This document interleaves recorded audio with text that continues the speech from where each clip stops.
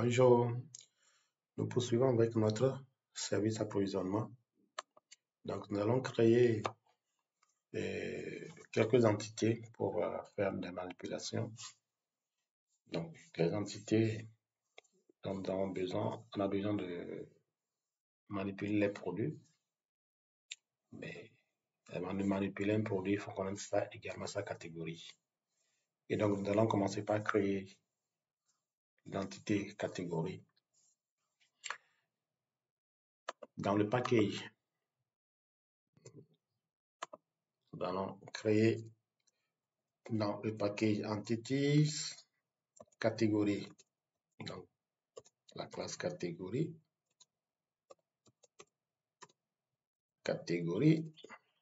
d'accord? Donc, c'est une classe. Et catégorie aura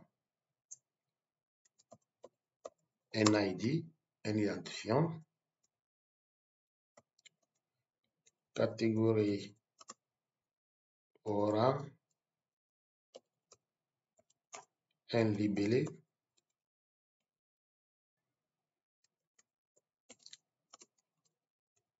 Catégorie aura une description.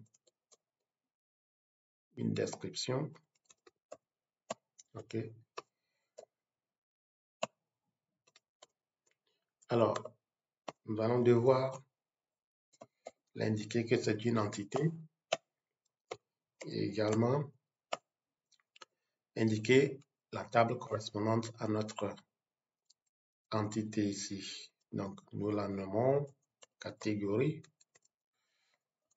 tout en majuscule. Alors, il faut indiquer l'attribut qui constitue la clé primaire. Donc, ici, c'est l'ID.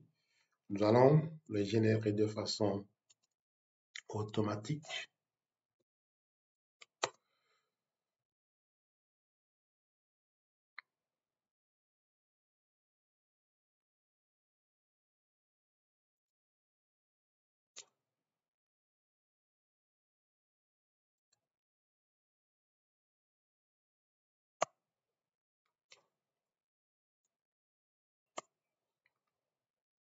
OK. Alors, nous devons mettre en place le constructeur par défaut. D'accord? Le constructeur par défaut. Nous allons générer les getTypes et CTS. OK.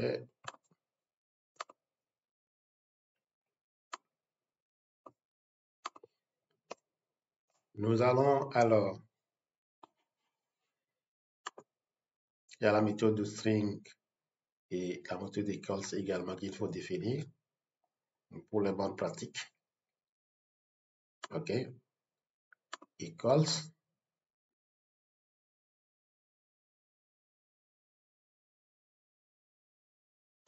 OK. Par défaut.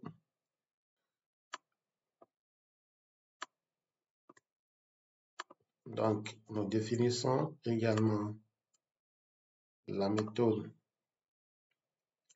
toString. Voilà.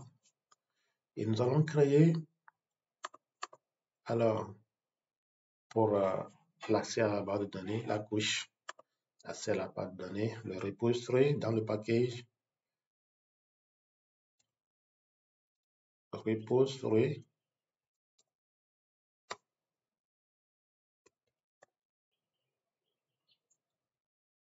OK. Catégorie.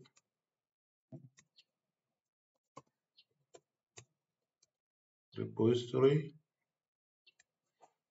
C'est une interface qui doit hériter de l'interface JPA repository.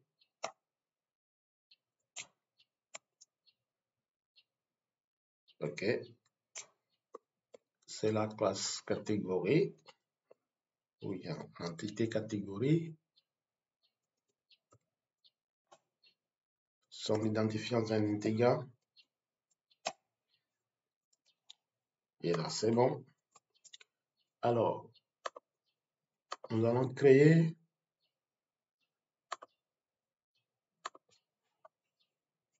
le contrôleur dans le package que je nomme WS. OK. Dans catégorie contrôleur. OK. Et à ce niveau, c'est un REST controller. Le mapping, le request mapping que je vais ajouter pour indiquer le path de la ressource. Donc, je mettrai ici catégorie.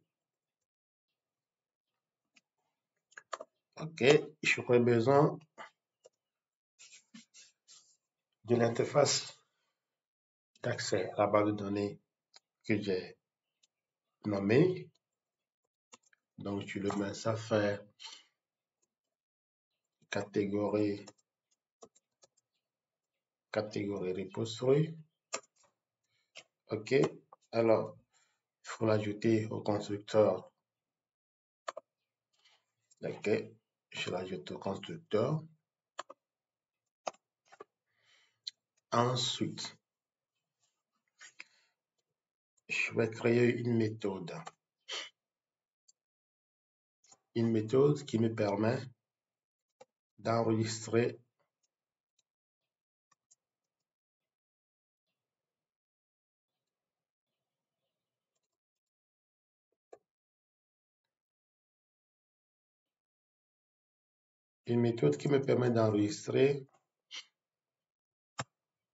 une catégorie.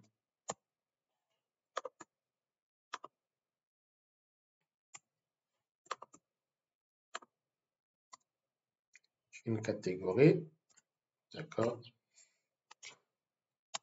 Quand il enregistre, il doit me retourner une réponse, bien sûr. Save catégorie.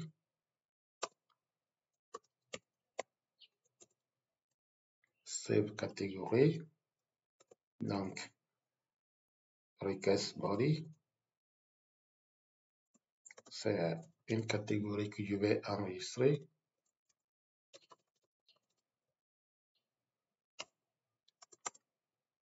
D'accord.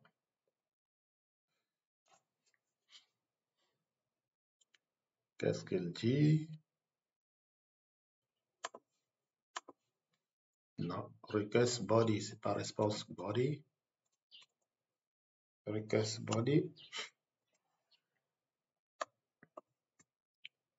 OK. Alors, je vais vérifier quand même que le libellé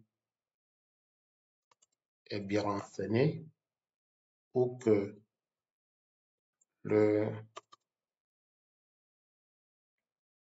catégorie, oui, je vais vérifier que le libellé est bien renseigné.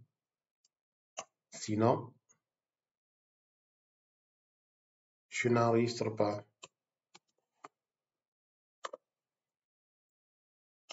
OK.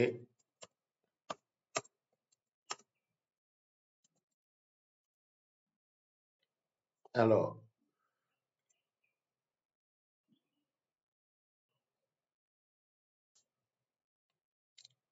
le statut, je vais retourner en bas de request.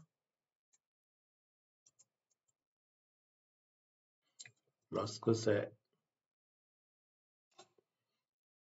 une barre de request, c'est pas ce que j'attendais. D'accord. Maintenant, le message, je vais mettre juste un message. Le libellé de la catégorie est obligatoire.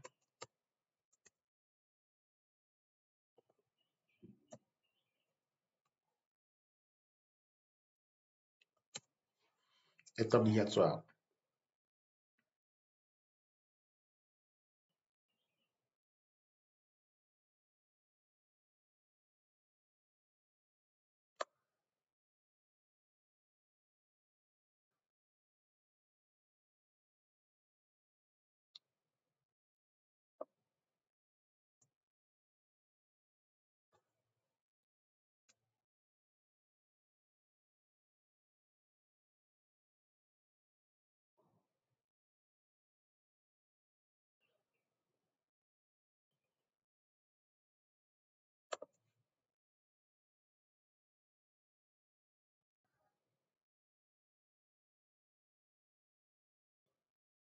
Ah d'accord, j'ai inversé les choses. C'est le statut qui vient en deuxième position, d'accord. Là, c'est bon. Alors, si tout est bon,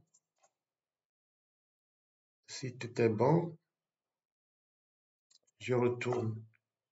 Alors, je vais enregistrer l'élément et le retourner. Alors, qu'est-ce que je vais retourner? Je vais retourner la catégorie qui a été enregistrée. Donc, je fais appel à cette méthode, la méthode d'enregistrement. Donc, save catégorie. OK. Avec le statut HTTP create. OK. Si tout est bon.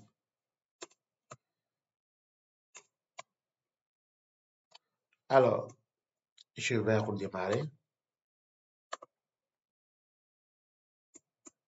Mais là, il faut indiquer la méthode. La méthode, c'est post.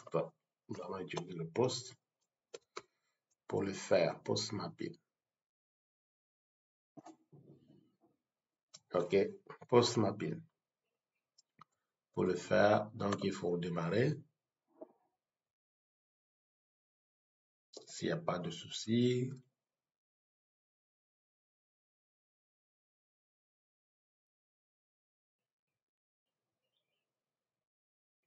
Je crois qu'il est démarré.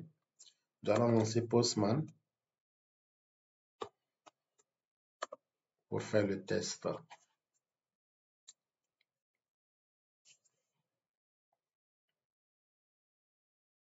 de notre première API. OK. Le port, c'est 80, 81. Le port, c'est 80, 81. Et la ressource est atteinte à partir du path catégorie. Le body, ici,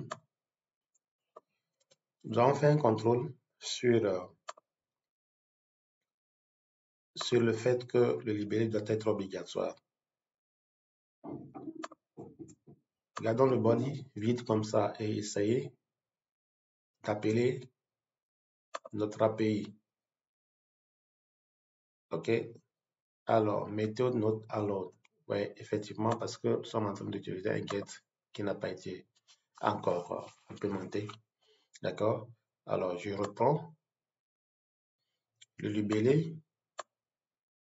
La catégorie doit être renseigné, il est obligatoire. D'accord? Donc, ça veut dire que ça travaille bien. OK. Alors, nous allons renseigner alors le libellé. Le libellé de notre catégorie. Donc, la catégorie cosmétique. Cosmétique. OK. Alors, description.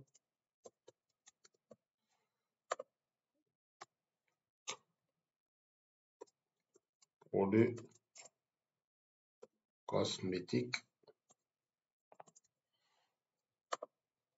Alors, et nous allons passer alors. Non, pas besoin de ça. Alors, created, donc il me retourne comme je l'ai indiqué. Il a créé avec l'identifiant 1, cosmétique, etc. Mais voyons voir si je le clique encore. Il a encore créé, mais avec le même libellé. Donc, nous n'avons pas fait le contrôle. Mais pour l'instant, l'essentiel, c'est que nous arrivons à faire la création. D'accord? Je mets ici informatique. Informatique. Produit informatique. OK? Et voilà, il a créé. Nous allons créer aussi l'API pour récupérer la liste, des catégories. OK. Response entity toujours.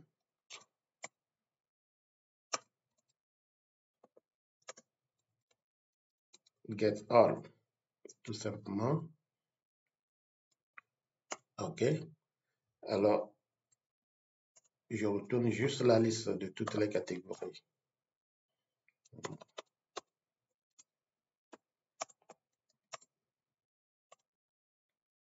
OK. Donc, catégorie. Find all. Et statut OK. Ça, c'est un get mapping.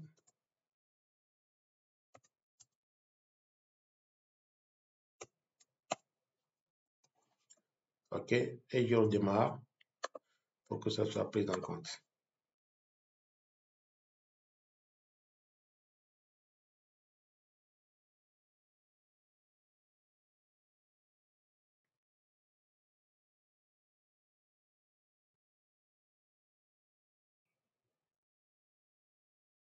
Il a démarré.